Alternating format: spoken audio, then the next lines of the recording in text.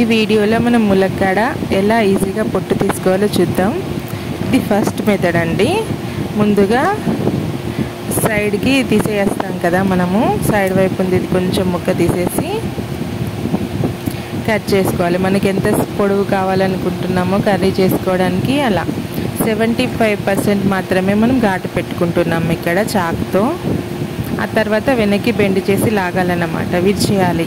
మనము బెండకాయలు కొనేటప్పుడు విరిచి చూస్తాం కదా తోకలు, ఆ విధంగానే 75% వరకు చాకుతో కోసేసి వెనక్కి విరిచేసి లాగాలన్నమాట.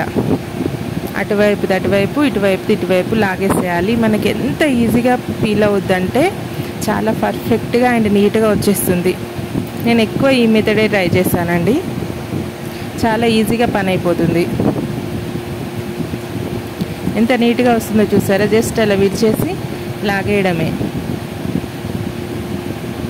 పర్ఫెక్ట్గా వచ్చేస్తుంది. ఇంకా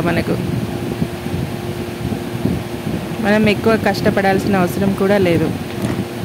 అంతే,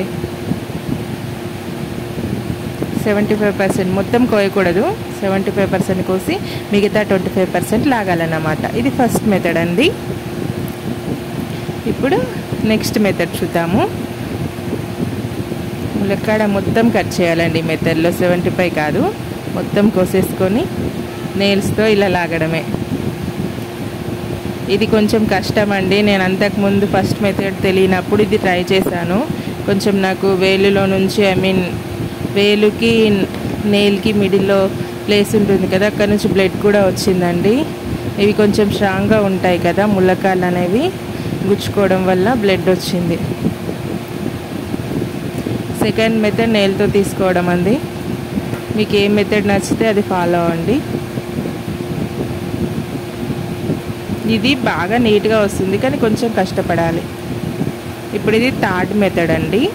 ఇందులో నైఫ్తో ఇలా పొట్టు మొత్తం పీల్ చేసేయాలండి. చాలా ఈజీగా వస్తుంది. మనము సోరకాయ, బీరకాయ, క్యారెట్ ఎలా అయితే పీల్ చేస్తామో సేమ్ అలాగే. నేను వాటికి ఎప్పుడు పీలర్ వాడనండి.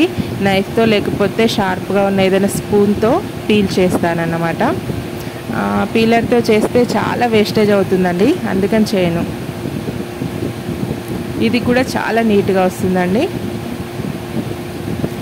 నాకైతే ఫస్ట్ మెథడ్ ఎక్కువ యూజ్ చేస్తాను, అప్పుడప్పుడు ఈ థర్డ్ మెథడ్ వాడతాను. సెకండ్ మెథడ్ చాలా తక్కువ.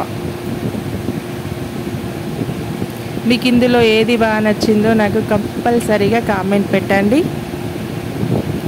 ఇది అందరికీ తెలిసిన మ్యాటర్ అయినా ఎవరో ఒకరు తెలియని వాళ్ళకి యూజ్ అవుతుందనేసి పోస్ట్ చేస్తున్నాను.